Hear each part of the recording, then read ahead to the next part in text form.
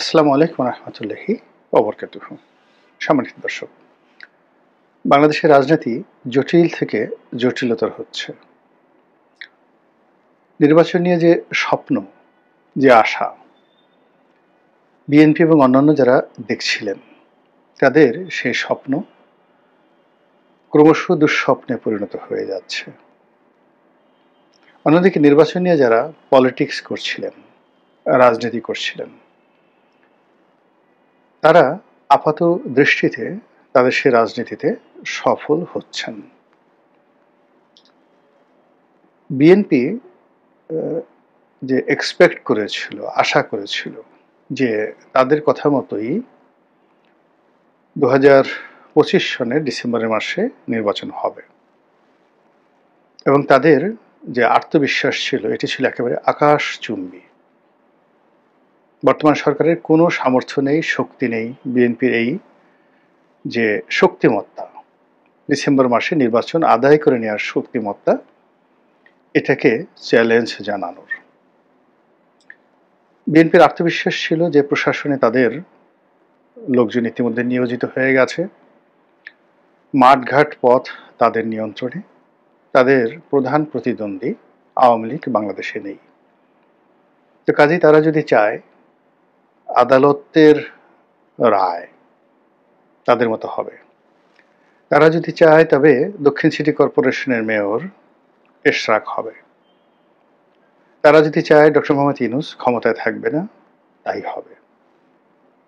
কিন্তু গত যদি 60 দিন অর্থাৎ 2 মাসের ঘটনা পরিক্রমা দেখেন, তাহলে দেখবেন যে বিএনপির সব আশাগুলো নিরাশায় পরিণত হয়েছে, সব আত্মবিশ্বাসগুলো ভেঙে চুরে চুরমার হয়ে গেছে, এবং তাদের আশা এবং যে আত্মবিশ্বাস সংক্রান্ত যে সফলতা তারা আশা করেছিল, প্রায় সবগুলো ধূলিসাৎ হয়ে গেছে। সরকার খুব সুকৌশলে বিএনপিকে ডিসেম্বর থেকে ফেব্রুয়ারি পর্যন্ত নিয়ে গেছে, আবার এখন ফেব্রুয়ারি থেকে এপ্রিলের মধ্যে টানা হেঁচড়া শুরু করেছে।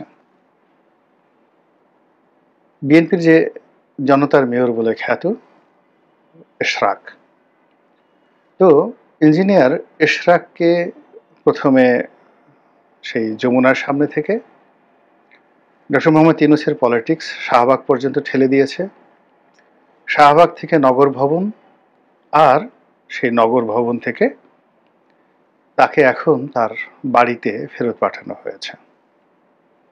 রাজ্যের হতাশা এবং যাকে বলা হয় অস্থিরতা, এই যুবককে, যে কিনা বিএনপির তারুণ্যের প্রতীক, তারেক রহমান সাহেবের দক্ষিণ হস্ত এবং আশার বিমূর্ত প্রতীক, তো সেই তরুণ নেতার যে অপ্রাপ্তি এবং সরকার কর্তৃক নাস্তানাবুদ, এবং তাকে নিয়ে যেভাবে জামাতের লোক, এনসিপির লোক ঠাট্টা করছে, মস্কারা করছে, এতে করে আগামী দিনে তার রাজনীতির যে ইমেজ, এটা পুনরুদ্ধার করা সত্যিকার অর্থে তার জন্য কঠিন হবে।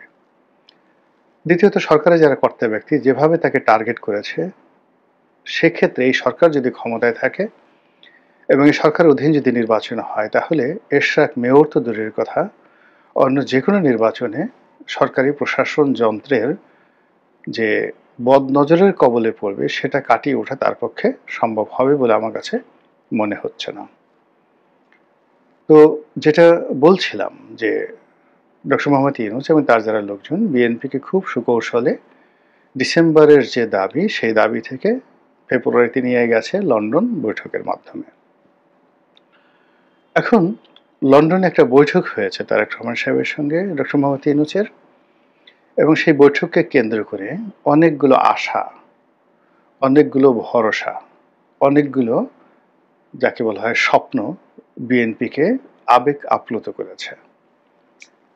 তারা দেখতে পাচ্ছে যে এই ডিসেম্বর এলো বলে, তারপর এই ফেব্রুয়ারি এলো বলে, তারপর ফেব্রুয়ারি মাসের 15 তারিখে যদি নির্বাচন হয়, 16 তারিখে আমাদের ক্ষমতা, আমরা প্রধানমন্ত্রী, আমরা রাষ্ট্রপতি, আমরা এমপি, সব কিছু আমাদের অধীন, এবং এই স্বপ্নে তারা বিভোর হয়ে ডক্টর মোহাম্মদ ইউনূস এবং তার যারা লোকজন তাদের সপক্ষে যে কথাগুলো বলা শুরু করলো, সেই সকল কথা এখন তারা ফিরিয়ে নিতে ইচ্ছা করলেই পারবে না।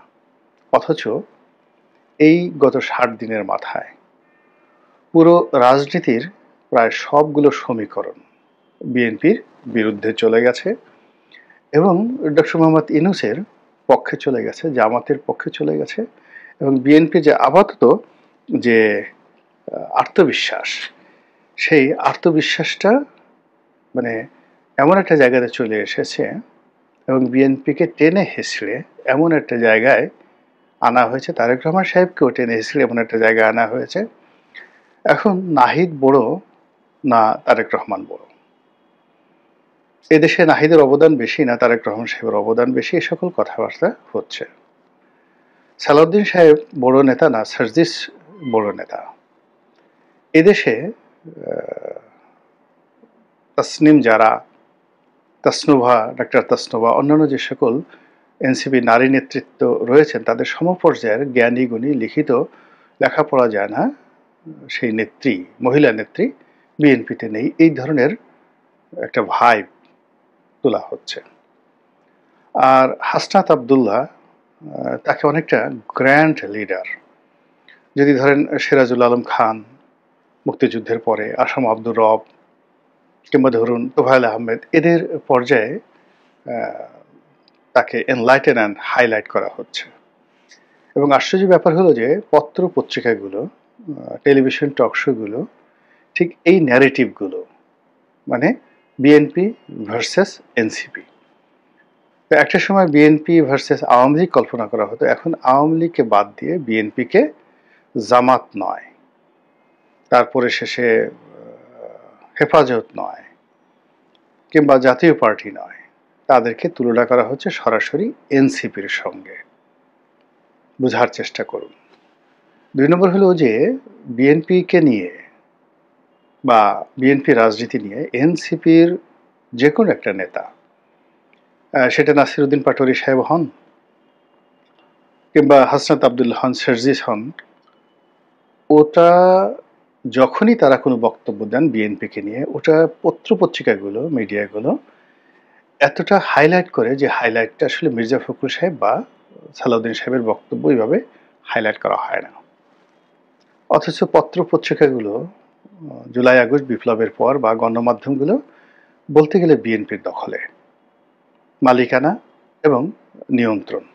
এখানে এনসিপির কোনো মালিকানা নেই, ডক্টর মোহাম্মদ ইউনূসের কোনো মালিকানা নেই কোনো গণমাধ্যমে। কিন্তু গণমাধ্যম বারবার বিএনপি ভার্সেস এনসিপির মধ্যে যে সমতা আনার চেষ্টা করছে, সেখানে ক্রমশ এনসিপি গুরুত্ব পাচ্ছে প্রচার এবং প্রপাগান্ডায়, আর বিএনপি ক্রমশ পিছিয়ে চলে যাচ্ছে।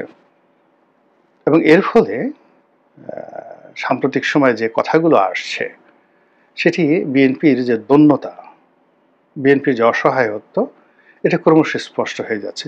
দুটো উদাহরণ দিই। প্রথম উদাহরণ হলো যে এনসিপি নিবন্ধনের জন্য তাদের নির্বাচনী প্রতীক হিসেবে শাপলাকে চেয়েছে। শাপলা আমাদের জাতীয় ফুল। আমাদের দুটো যাকে বলা হয় এখানে শাপলা সংক্রান্ত বিষয় রয়েছে। একটা হলো শাপলা জাতীয় ফুল, আর অন্যটা হলো আমাদের একটা রাষ্ট্রীয় প্রতীক রয়েছে। শাপলা, তারপরে ধানের শীষ দিয়ে ওই যে টাকার পিছনে বা প্রধানমন্ত্রী মনোগ্রামে এই জিনিসগুলো থাকে, শাপলা সহ মানে ধানের শীষের যে প্রতীক এটা থাকে, এটা হলো রাষ্ট্রীয় প্রতীক। আর শাপলা যেটা যে ফুল, এটা আমাদের জাতীয় ফুল, যেমন রয়্যাল বেঙ্গল টাইগার। এখন রয়্যাল বেঙ্গল টাইগার আমাদের জাতীয় পশু, ইলিশ আমাদের জাতীয় মাছ। তো সেই থেকে যদি আপনি ধরেন যে জাতীয় কোনো প্রতীককে বা জাতীয় কোনো প্রাণী, ফুল, ফল, কাঁঠাল, এদেরকে এগুলোকে আপনি কোনো নির্বাচনে প্রতীক করতে পারবেন না, তাহলে এই ঘটনাটা ঠিক নয়। কারণ হলো ইলিশ মাছ প্রতীক আছে, তারপরে শেষে কাঁঠালও প্রতীক আছে, মোরগ প্রতীক আছে নির্বাচনে। তো সেক্ষেত্রে শাপলা কেন প্রতীক হবে না? অ্যাজ এ সিঙ্গেল শাপলা ফুল। তো তারা শাপলা চেয়েছে এবং নির্বাচন কমিশন থেকে বলা হয়েছে শাপলা দেয়া হবে না। এখন শাপলাকে যদি বলা হয় জাতীয় প্রতীক, তাহলে তো জাতীয় প্রতীক ইলিশ মাছ, সেটা কি করে নির্বাচনের প্রতীক হয়? তো সেটা না বলে বলা হচ্ছে যে এটা রাষ্ট্রীয় প্রতীক। ভালো কথা। তো রাষ্ট্রীয় প্রতীক তো শাপলা একক নয়। এখানে একটা আর্ট করা হয়েছে, একটা শাপলাকে মধ্যে রেখে দুই পাশে দুটো ধানের শীষ দেয়া হয়েছে। এখন যারা এনসিপির নেতা, বিশেষ করে শারজিস আলম সাহেব, তিনি বলেছেন যে ঠিক আছে, যদি রাষ্ট্রীয় প্রতীক শাপলা আছে, তার সঙ্গে ধানের শীষও আছে, তো শাপলাকে যদি নির্বাচনের প্রতীক দেয়া না হয়, তাহলে তো ধানের শীষও থাকবে না, ধানের শীষও বাদ হয়ে যাবে। এখন এই কথার তো যুক্তি আছে, নিদারুণ যুক্তি আছে। এই কথা শুনে বিএনপির যারা লোকজন ভীষণ রকম বিক্ষুব্ধ। যে কথা শেখ হাসিনা বলেননি, যে কথা হুসাইন মোহাম্মদ এরশাদ সাহেব বলেননি, সেই রকম একটা জায়গাতে এনসিপির নেতারা টান দিয়েছেন, বিএনপির একেবারে কলিজার মধ্যে টান দিয়েছেন। খুব রাগ হয়ে যাচ্ছেন বিএনপির যারা লোকজন, এবং সেই তাদের যে রাগগুলো যদি পত্রপত্রিকা বা সংবাদ মাধ্যমে 1% প্রদর্শিত হয়, সেক্ষেত্রে শারজিস সাহেব যে বক্তব্য দিয়েছেন সেটা একেবারে 99% গুরুত্ব দিয়ে প্রচারিত হচ্ছে। তো এই ক্ষেত্রে আপনারা জানেন যে প্রচারই প্রসার, এবং এই দুনিয়াটা এখন বিজ্ঞাপনের দুনিয়া। এখানে সামাজিক মাধ্যম বলেন, গণমাধ্যম বলেন, বিলবোর্ড বলেন, আপনি আপনার বক্তব্যটিকে যত উপাদেয় করে লোকজনের কাছে উপস্থাপন করতে পারবেন এবং লোকজন সেটা যত গুরুত্ব সহকারে গ্রহণ করবে, ততই আপনার ব্যবসায়, ব্যক্তিত্বে, আচরণে, পরিচয়ে আভিজাত্য ফুটে উঠবে, গ্রহণযোগ্যতা ফুটে উঠবে। সেটা এনসিপির ক্ষেত্রে হচ্ছে। মধ্যে গত কয়েক মাসে, ধরুন মার্চ এপ্রিলের দিকে বা ফেব্রুয়ারির দিকে অবস্থা দৃষ্টি মনে হচ্ছিল এনসিপি বোধহয় আর দাঁড়াতে পারবে না। কিন্তু এই যে জুলাই মাসে এমন কিছু রাজনৈতিক ঘটনা ঘটছে, বিশেষ করে আইন শৃঙ্খলা নিয়ে, বিশেষ করে বিএনপির যারা দীর্ঘদিনের বন্ধু তারা হঠাৎ করে শত্রু হয়ে যাওয়া, এবং অনেকের বিএনপির ত্যাগ করা, এটা জাতীয় খবর হয়ে যাচ্ছে। হয়তো বিদেশে কোনো একজন অখ্যাত নেতা, অখ্যাত কর্মী, কিংবা বাংলাদেশের কোনো একজন অখ্যাত নেতা বা কর্মী বিএনপি ত্যাগ করছেন, ওটা মিডিয়াগুলো একেবারে হাইলাইট করে দিচ্ছেন, না জানি বিএনপির মহা সর্বনাশ হয়ে গেল, অমুকে তমুকে বিএনপি ত্যাগ করে ফেলেছে। এটা বিএনপির জন্য একটা বিরাট ঝামেলার বিষয়। তো বিএনপি এই বিষয়গুলো কিভাবে মোকাবেলা করবে বা করছে? বিএনপির কোনো কর্মকাণ্ড দেখে মনে হচ্ছে না যে তারা এই বিষয়গুলো খুব ইন্টেলিজেন্টলি, বুদ্ধিমত্তার সাথে, স্মার্টলি, একেবারে আধুনিকতা দিয়ে তারা এগুলো মোকাবেলার চেষ্টা চালাচ্ছে, বরং তারা যে সমঝোতা করার চেষ্টা করছে বা তাদের নেতৃবৃন্দ যারা আছেন তারা যে সকল কথাবার্তা বলছে, তাতে করে বিএনপি আরো বেশি অবদমিত হচ্ছে। যেমন ধরুন, আমরা প্রথম থেকেই শুনে আসছিলাম যে বিএনপির সঙ্গে এনসিপির সিট ভাগাভাগি নিয়ে একটা সমঝোতা হতে পারে। বিএনপির যারা লোকজন সবাই খুব সিসি করছে যে এটা একটা কথা হলো, কোথায় বিএনপি, কোথায় এনসিপি? বিএনপি মরে গেলে এই কাজ করবে না। বিএনপির প্রত্যেকটা লোক কচু গাছের সঙ্গে গলায় দড়ি দিয়ে মরবে, কচু পাতা খাবে, তবু তারা এনসিপির মতো একটা একেবারে নব্য দলের সঙ্গে তারা সমঝোতা করে তাদেরকে 100 সিট ছেড়ে দিতে হবে, এইরকম একটা সমঝোতা করে তারা নির্বাচনে আসবে, এই কথা শুনতেই বিএনপির গা কাটা দিয়ে উঠছিল, তাদের বমি বমি ভাব চলে আসছিল। এই যে তুচ্ছ এবং তাচ্ছিল্য, সেই তুচ্ছ এবং তাচ্ছিল্য 2025 সনের জুলাই মাসে এসে এমন অবস্থা হয়েছে যে স্বয়ং বিএনপির ডিফ্যাক্টো নেতা জনাব সালাউদ্দিন সাহেব তিনি বলেছেন যে বিএনপির জন্য এনসিপির দরজা খোলা। তারা জামাতের সঙ্গে কখনো, মানে বিএনপি জামাতের সঙ্গে কখনো সমঝোতা করবে না, কিন্তু এনসিপির সঙ্গে প্রয়োজনে সমঝোতা করতে তারা প্রস্তুত। এখন চিন্তা করুন যে এটার সঙ্গে সালাউদ্দিন সাহেবের একটা পলিটিক্স আছে।